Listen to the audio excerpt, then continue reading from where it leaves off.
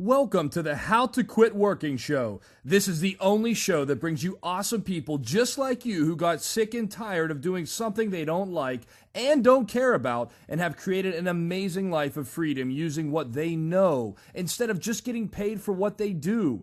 And now, here's your host, the Quit Working guy, Jeff Steinman. Hello everyone, welcome to the How to Quit Working show. Today my guest is Brad Morris. Now Brad is awesome. He started a business to fund his golf career, and then after a lot of self-reflection decided that that wasn't what he wanted out of life. So he then ended up moving to an island with his wife and living an awesome life with a mission of helping to rescue people from their boring lives, a topic that is close to my heart. Brad, welcome to the show. Man, thank you so much for having me today, Jeff. It's a real pleasure to be here. Well, I am excited to have you because, one of the things that I want to have on this show is I always want to have people who are just living life exactly the way they want to, and you really seem to be taking that to a whole new level. Tell us a little bit about what you're doing with your life right now.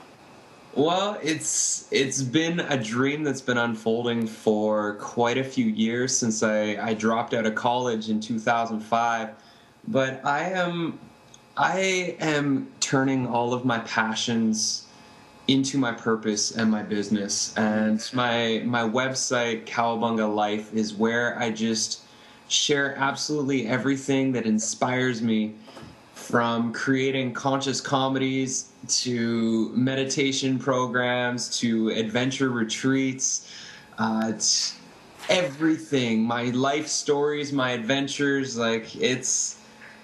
I'm living my dream every single day, and it's such a blessing. That's awesome, Brad. Now, has it always been that way?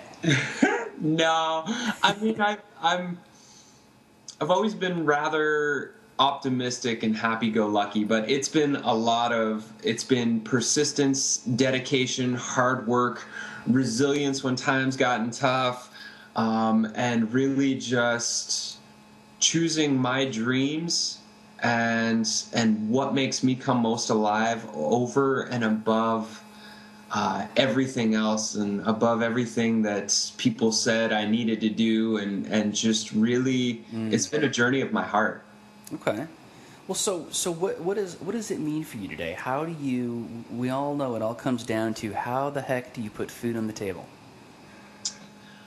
Well, that's where the entrepreneur's greatest gift is their creativity, and I feel like I am only limited by my imagination, and I feel like this is the thing that we're all limited by, and fortunately our imagination is unlimited. It's infinite. So we're limited by something that's unlimited. Exactly. Which means we're not limited. Our perception that it is limited, which it's not. And so it's been the challenging journey has been learning the business world and learning my creative gifts and learning how to bridge the two so that I can turn my creativity and my passions into something that generates money for myself. And I feel like my first 6 years of being an entrepreneur was kind of my university degree. Yeah. And things really starting to take off now for my business. And I feel like I'm finally paying off all those student loans in my first 6 years. Yeah. Well, so now you said you dropped out of college, but did you ever have a real, like a quote unquote real job? I grew up in the golf industry. Since the time I was 12, I played tons of golf, and so I lived on the golf course growing up. And from the time I was 16 till about 22, when I dropped out of school, I worked in the golf industry and just played loads and loads of golf. So that was generally growing up. That was my real job, and I was going to school when I dropped out for golf and business management. And so, I was kind of doing what my peers at school and my teachers and my parents all said I should do, which was to golf course. And my dream was to play professional golf. And so I dropped out of college and started the first business as a way to sponsor myself on tour. And unfortunately and fortunately, I had no idea what the heck I was doing. I see. So the golf business, was it a family business?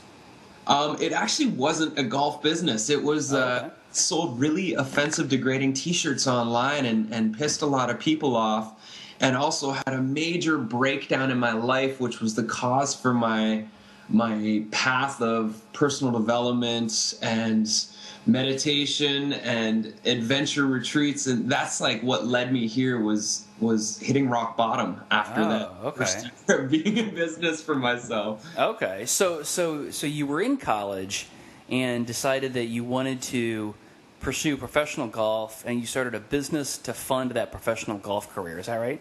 Exactly, except I didn't have the business skills, and my massive inflated ego got me into a lot of trouble financially and personally, emotionally, and mentally. And it was great. My whole world crumbled down, and I was left with just me. Okay. Everything. So you know, one of the things that I always like to ask folks in these interviews is, what was the thing that kind of made you make that shift from kind of money and ego being the primary thing to actually having lifestyle and what you want being the primary thing? But it sounds like everything kind of crumbled away for you. Yeah, I've always been really passionate about the things that I'm passionate about, and life. My life's always been motivated by fun, and how can I have the most fun from this experience? And as I started thinking about what I could do next, going out and getting a regular day job just wasn't like, I could not fit into that. It would make me miserable. And so I started thinking long term, and it's like, I asked myself the question, what is it that I really want to master in my lifetime, and what could I dedicate my entire lifetime to working towards and living? And that was to be a creator, to learn how to create all my passions, to be fully successful within the business realm while living my absolute dream life. And as soon as I realized, like, I can dedicate my entire life to this journey, that rush, like, I feel like so many people, and I've been there so many times on my own journey because there's bills to pay and stuff, but people are racing through life and missing the experience of the moment. And my journey has been all about the moment and cultivating as much power and presence and everything I can creatively in each and every moment to show up as my best self and take care of what needs to be done. And that's what I built my business around. That's awesome. So tell me, like, what were you able? How did you get yourself there, right? Because you know you kind of were at this rock bottom place, and you had to figure out, what do I do now? Did it just sort of come to you, or was there a little bit more work that you had to do there to get to that place? So much work. Attitude has been my saving grace along the journey, because I mean, my first bunch of years, I mean, I had some amazing adventures. In 2007, my buddy Matthew Ashdown and I, we launched a video on YouTube called The Gratitude Dance, which went viral. Oh, cool. And it was an amazing opportunity for us to feel like what it is to be an overnight success, because all of a sudden we're getting all these different speaking tours and engagements, and still we had no idea what we were really doing as far as like teaching and that, but all of a sudden we're working at these youth conferences all over North America, and that happened really quick, and we got a book published with Hay House, and this was all within like a 9-month period. Radio show, and things were like exploding. And then a week before we were scheduled to speak in Vegas, in front of 10,000 people at a conference, our publishing contract got pulled. And that was also the week before it was going to start being sold in the bookstores. And so that was a long story. But again, my world came crumbling down, and it was time to rebuild, and to rebuild from my most authentic expression of what I really, really wanted to live. And that was the same time that Cowabunga Life was birthed. Okay. Well, tell us a little bit about Cowabunga Life. Yeah. Cowabunga Life it's me and my life. It's my journey and expression, and I have no idea what it's growing into. I know my greatest passions and gifts. In 2009, when I moved back from Los Angeles, because I was living down there, and right now I live in Salt Spring Island in British Columbia, Canada. And I was down there doing a bunch of teaching, and I moved back, and a friend of mine asked me about my meditation practice, and so I started sharing, like, yeah, this is what I do. And she's like, well, would you lead a group? And so I said, sure. And so April 1st, 2009, I led the first group, and people were really blown away with the practice I facilitated. And so I started doing it twice a week, and then 3 times a week, and then 4 times a week. And all of a sudden, in the last few years here, I've had probably 350 or more Cowabunga meditations, which is my own style of meditation, breath work, chanting, all the best techniques I have learned, many of them intuitive and many of them that I've just observed through nature and learned to sync my breath with nature. And so then I started studying, because I wasn't making any money teaching these workshops at all. Oh, okay. And it was like, and it was taking a lot of time and a lot of energy. And so I was in Peru. I led a retreat in Peru a couple years ago because that was on my bucket list. So I was just like, what's it going to take for me to get paid to take a group to Peru? And so I spent a few months researching and met a contact very, very magically and synchronistically I met a medicine woman, and she also owned a couple retreat centers, and her 2 sons owned a retreat business in Peru. I met her out in the middle of the Arizona desert in a hot spring. And so cool. It was a cool synchronicity, and I was like, all right, I'm booking it. So I booked it literally in a hot spring, the retreat, and it turned out that enough participants came that I could get paid to go to Peru.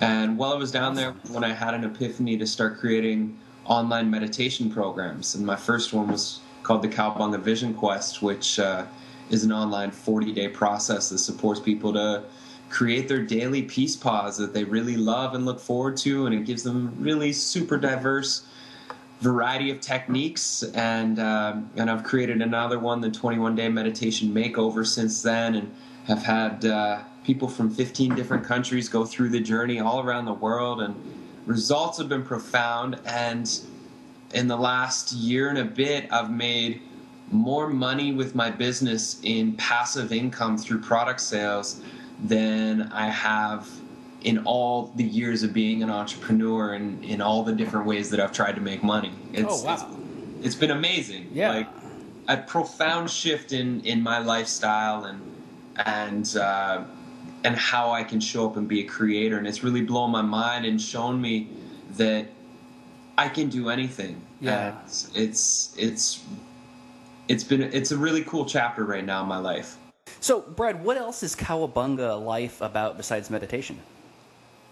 Cowabunga Life is about living in the moment. It's about embracing the magic of being right here.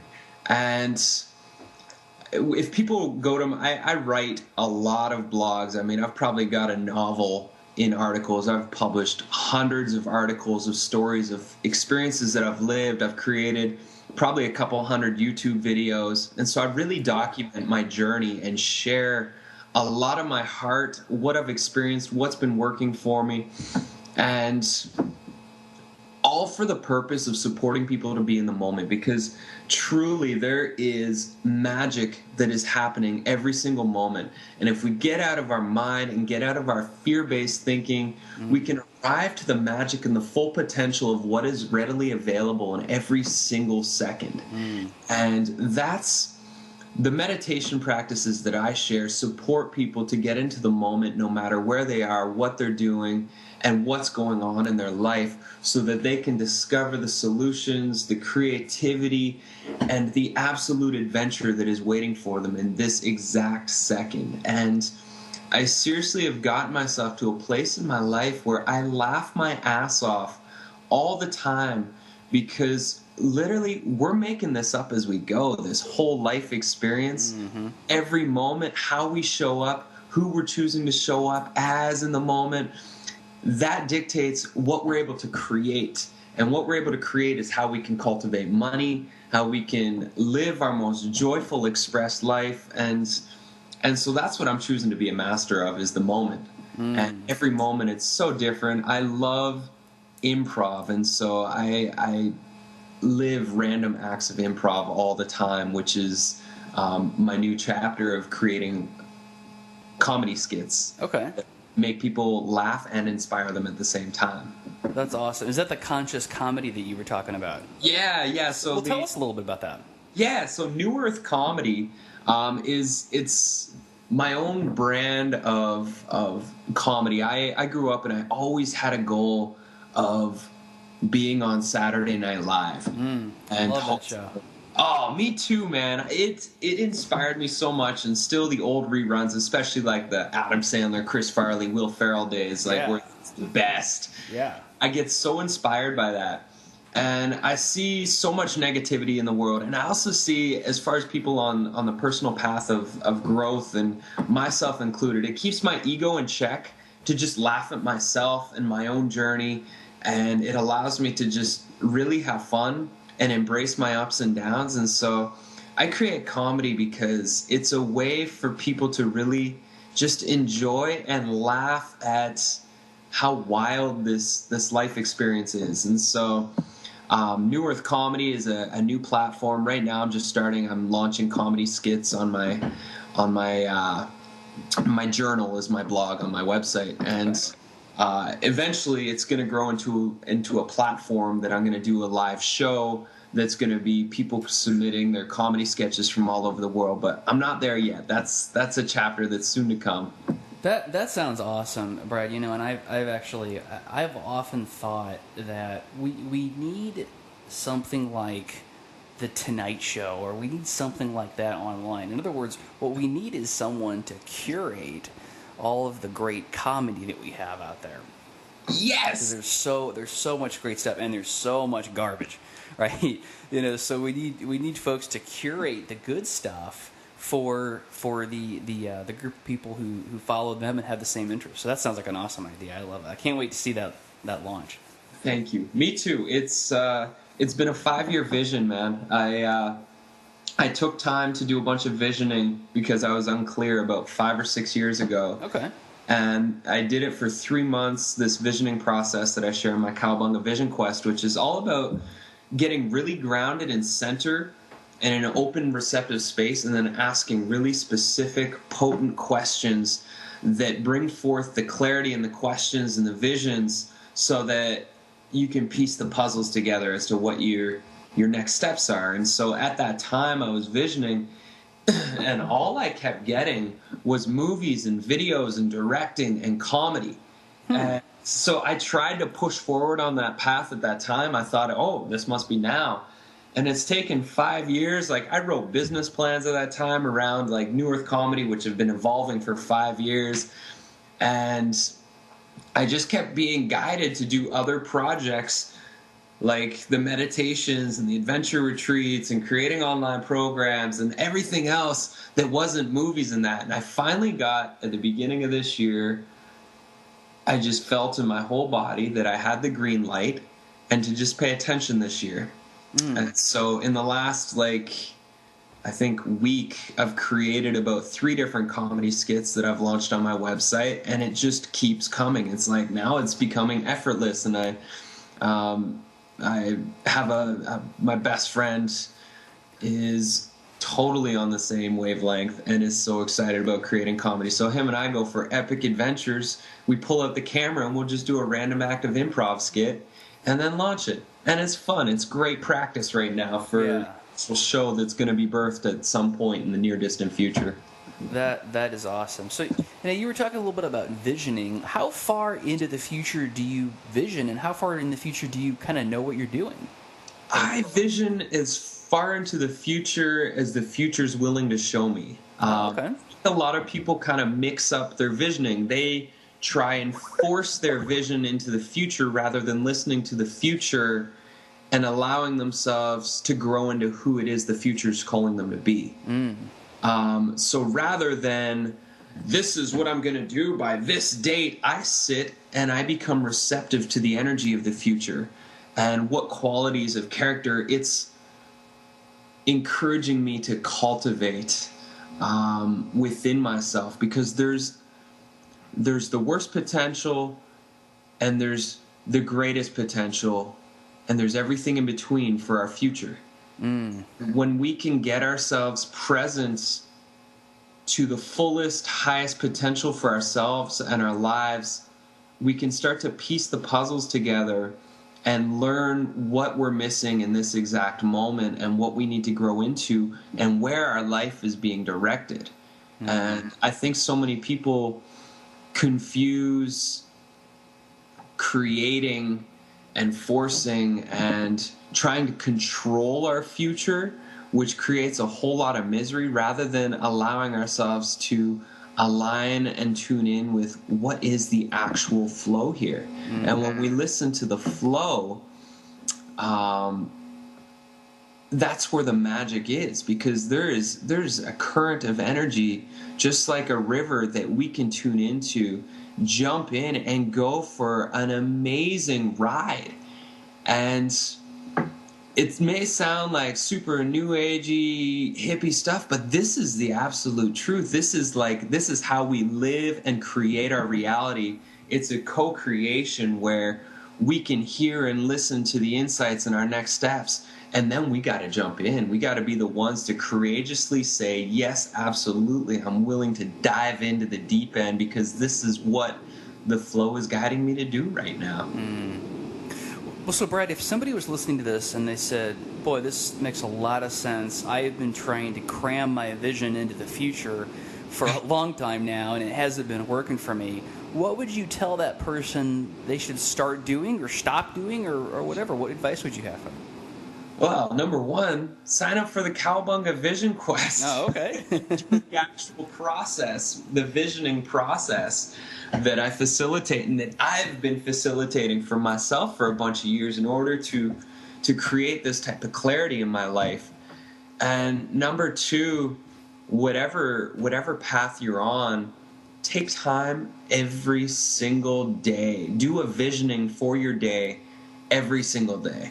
Do a visioning for your future every single day, because the current changes. It can change in an instant. And one day, just like what happened to you in your business, one day you might be in corporate America, and the very next day you might be done with corporate America and starting up your own passion project or business. And we really, really don't know, but if we're allowing ourselves to be open and receptive, and we're trusting, learning to trust our intuition. I had trust issues with myself years ago. I'd always second guess myself. It's a game. I was out hiking with my buddy the other day. I was like, you know what, brother? I feel like I've been so rebirthed in the last years. I feel like I'm a 4-year-old right now, where I really don't know a damn thing about anything. And I'm just here exploring and experiencing the world. I'm gaining some new skills. You know, I've got this big body, so I can do a lot more than I could when I was 4 years old. But I feel like I'm just a baby, and I'm learning as I go, and it is so much fun. Well, a lot of people listening might think that sounds great, but it also sounds really scary. Totally. Well, what would you advise those people? I would recommend that they start breathing really, really deep. If anything scares you, the breath is our source of cleansing and clearing and grounding. And the way that I deal with my fears, because they come up all the time. I mean, I'm constantly creating new things that I've never done before, learning new skills that I've never, ever even thought I would learn. And the way I deal with my stress and my fear and my doubts and my anxiety is I do powerful breath practices. Okay. And Cowabunga breathing is one of the greatest skills I've ever learned, is to just sit with the fear. And we hold a lot of tension in the body. And I'm sure if people are listening right now, tune into your body right now and notice your reaction to the words that I'm speaking. If you're feeling resistance in your body to what I've been sharing, chances are you're going to feel like there's a knot in your stomach, or your heartbeat's going up, or your body is holding on and clenching like you're tensing. And that's a choice right now. That is your body reacting based on a belief or an idea that it has to be hard, it has to be difficult, it can't be fun, it can't be easy, it can't be an adventure. And if you just start to embrace life, and as you embrace life, when the fears arise, learn how to breathe properly. One of the greatest gifts I taught myself was to breathe properly, because it's not something we're taught. And to breathe properly, we need to breathe deeply, slowly, and with control into the bottom of our bellies, because that's where we hold our tension, it's where we hold our fears and our emotions. And just simply through our breath, we don't need to attach stories to it. We can clear out beliefs and emotions and all sorts of energy that stops us from taking risks that can really help us to create the life that we want. And I have so many free meditations on my site. If people just sign up for my Cowabunga Dude Letter on my website, they'll get 3 meditations in the first week that they could go on for a year and just practice these techniques, and it's all about breath. That's awesome, and we will put a link to the website below the show here. Thank you. Yeah, but well, that's awesome. But Brad, tell us a little bit about what does your day-to-day life look like? I know there's probably no typical day, but just tell us a little bit about your life in general. What's it like? I wake up early. I live on a beautiful lake right now. My wife and I, we went honeymooning in Hawaii for a few months, and Cool. This is a really cool story, actually. So I feel like I'll share the story, and then I'll share my day-to-day life, if that's okay. Yeah, sure. Since this is how I create my reality, and having my wife, who we are best friends and partners and lovers, and it is the most amazing experience because she is so powerful. And we went to Hawaii for a few months. Before going to Hawaii, we put all our stuff in storage so that we could have a brand new clean slate and allow ourselves to go where we really wanted to go when we got back. And as soon as we got to Hawaii, we realized that we wanted to move to this island off of Vancouver Island called Salt Spring. Okay. Major community-driven island. People are very conscious here and sensitive and conscious about the environment. And so we're like, let's move there. So we started dreaming in, doing the visioning process. What are the qualities that we really want and need for our home in order to thrive?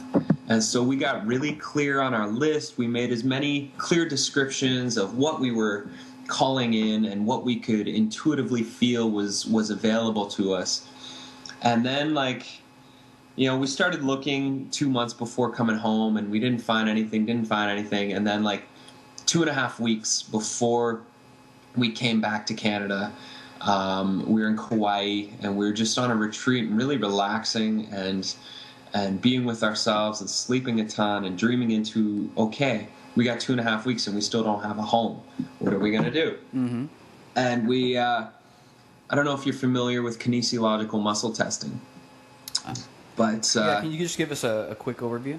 For anybody who's not familiar with muscle testing, definitely read the book Power versus Force, or just Google search muscle testing, and I'm sure you can find oodles of YouTube videos about it. But basically, our body knows truth from falsity, which is why when somebody's sharing with us, we know instinctively that they're lying or they're telling the truth. We can just feel it in ourselves. Mm-hmm. And same goes, we can also test for foods that we eat. And so I muscle test at least 20 decisions a day just to make sure that I'm in alignment with what my body and intuition are feeling is true. And so when something is true, our body stays strong, and when something is weak, or when something is false or negative, our body goes weak. Okay. So Celeste and I started asking the question. We asked a bunch of questions, and basically we tuned in through muscle testing that we would find our home on January 22nd. We'd find it on Craigslist. We'd find it in the morning when we woke up,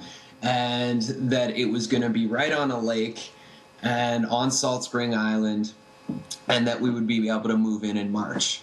And these were things that we tested, and sure enough, on January 22nd, we woke up first thing in the morning. We looked at each other. We were like, "Are you ready to find our home?" We went on Craigslist and we searched for the we searched the new listings, and this listing had just been open. It's a 4-bedroom home, so we both have our offices and a spare bedroom. It's got a yurt for us to offer retreats and workshops, and it's right on a lake. We've got a private dock. It's a lake with no public beach or anything, and it's amazing. We're surrounded by old-growth rainforest. Wow. It's everything we dreamed in. And the day we landed, we came over to the island, saw the house, and we're like, this is it. Like, literally, to a T, I had a vision of myself going down to the dock, jumping into freezing cold water, and coming up to a steaming cup of hot coffee. That was the vision I was holding the whole time, searching for our place and waiting for it.